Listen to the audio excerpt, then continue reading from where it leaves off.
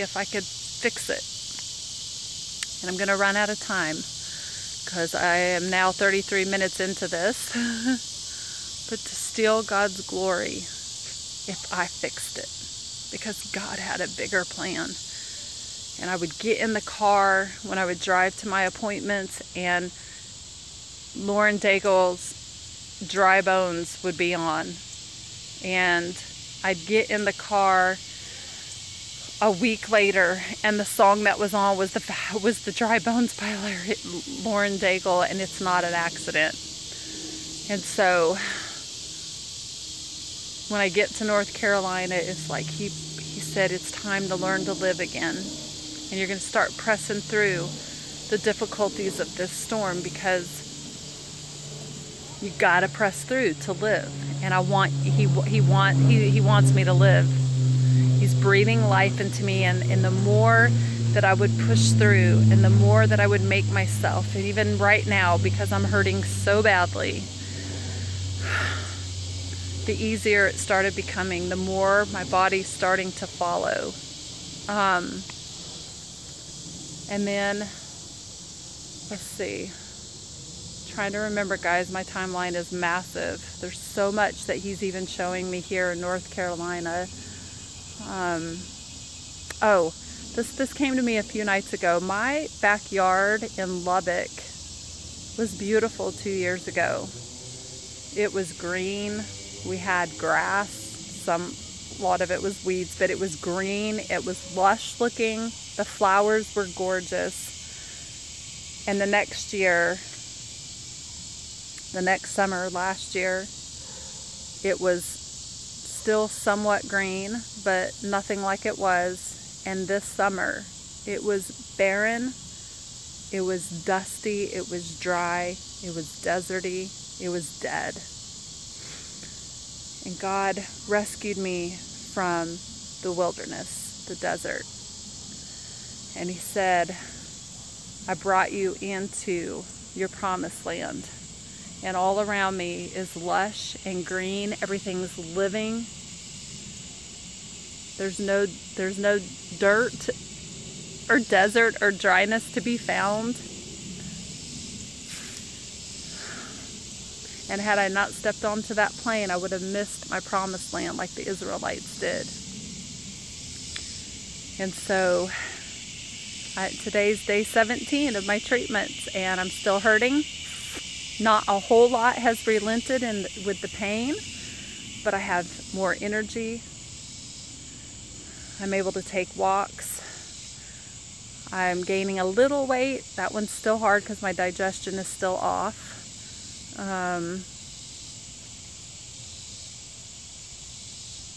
I don't know, guys. God's doing something massive. Massive for His glory. And I believe that He heard my cry. You know, I've been waiting around to post Psalm 40. I waited patiently for the Lord, and He inclined His ear to me, and He heard my cry, and He removed me from the pit. I believe that He's heard my cry, and He's removed me from the pit. And though I have yet to heal from this pain, I do believe it's coming. I don't know when, but I do believe it's coming. But all I want is for you guys to see what God has done. That when He puts a new song in my mouth, as He's already beginning to do, many will see what He has done and they will turn to Christ. I hope that through my suffering, even though some people have, as crazy as it sounds, persecuted me, they have said things to me that have hurt and wounded. And yet Jesus understands what that's like. And that's all that matters. I've heard some of the craziest things through my suffering, and isn't it just like us to be Job's friends when somebody we know, sort of, or we think we know really well, they begin suffering, and we think we know all the answers, and that, you know, they're in this pit for this and that reason, and oh, it's probably your sin. And I have no doubt that my sin of fear and anxiety and even the stress that this pain has caused has potentially worsened it. And yet, what if God led me into a pit of suffering, pain, to help me to let go of control, to fully trust my God that has developed a passion inside of me for Him, for His name, that's walked me into this place of hope, my promised land, because He heard my cry, because I surrendered, because I sought after Him with all of my heart,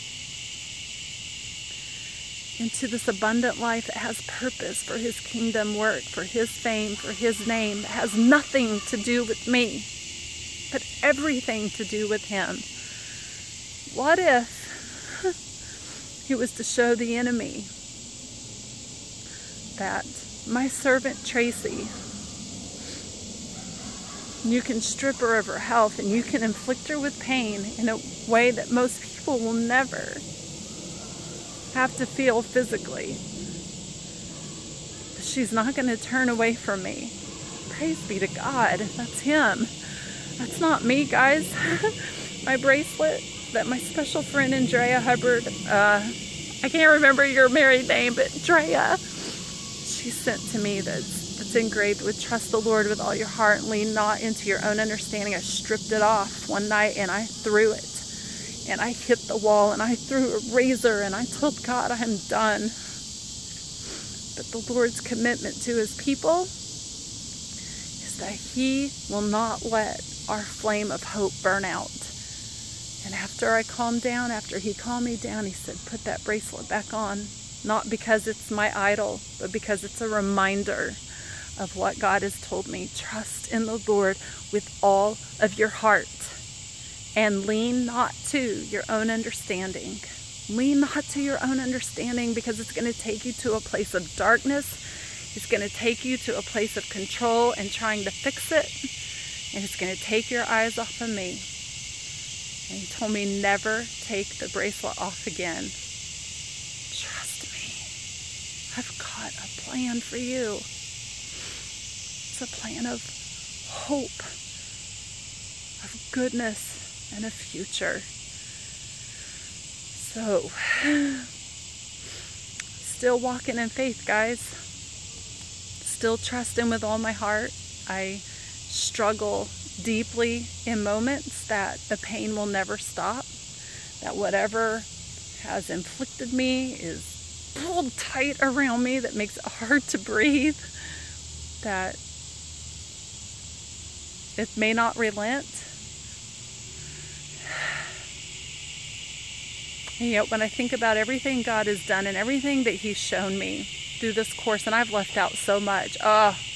That's why I want to go around the world and I want to share what my God has done for His glory and for His name and for His fame, that people will see that the God of yesterday is the same God today and tomorrow. He is not changed. He is a God of miracles today.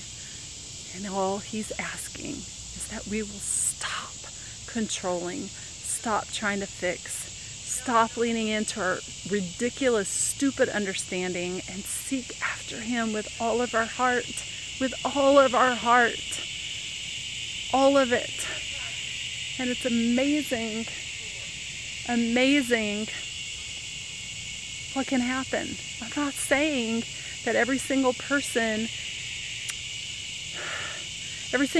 story is going to turn out the way that it wants to, that they want it to.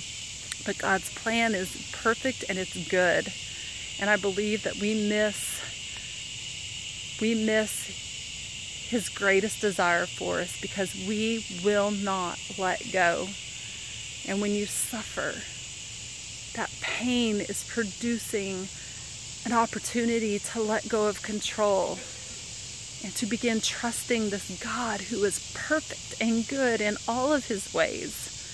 That's going to develop a passion for Him above anything, above all things, that will walk you into a place of hope, an abundant life that Jesus said that He came to give, so that you can have purpose for His glory, not for yourself, not to pat your own self on the back, not to puff your own self up, to boast, because the only thing that you can rightfully boast in is in your weakness, but for His glory, so that other people will see what He has done and that they will come to know Jesus Christ as their Lord and Savior and have the hope of eternity. No more suffering, no more pain, no more sorrow, no more tears, no more working in vain. It's about Jesus, guys. It's all about Him. All about my King of Kings and Lord of Lords. So, 43 minutes, 44 minutes, and that's just a smidgen of the amazing things that God is doing in my life. So if you guys will continue to pray for me, God showed me I'm stepping out in faith. God showed me back in March that my time would be September. Had no clue what that meant. I believed it so much and still do so much that I shared it with a friend, with my mom, with my husband, with my kids, and with another friend. And I had a dream in April, and all the dream was September, and it was so loud it woke me up. And I told my mom the next morning, I said, I just had a dream, and the dream was September, and it was so loud it woke me up. And to this very moment, I believe September is the day that I'm going to return home to my family. Sorry, I got mosquitoes, don't want any viruses or infection. And the amazing thing is this is the last thing I want to say, is that I began calculating day one of my treatments here in North Carolina. It's getting dark. And come September 1st, it will be 40 days of treatment. September 3rd, something like that. 40 days. 40 days is super significant in the Bible. 40 days in the wilderness for the Lord when He was fasting and preparing for His ministry. 40 years in the wilderness for the Israelites who refused to believe God. That would be us. I don't know, 40 years is super significant. And my jaw just kind of hit the floor. Like, September. 40 days from the beginning of my treatment falls into the early September, and on September 24th it'll be 40 weeks since I fell into the pit of the pain of suffering. And my family, my husband and my son, are flying out here on Labor Day, September, and I don't know if I'll get to go home with them then, but that's something that I have been praying for, because I'm like, Lord, when they come, it's right at the 40-day mark of my treatment. So I don't know. We'll see what happens. God's will be done. But anyway, I know this is super long, but I hope that you guys listen to it.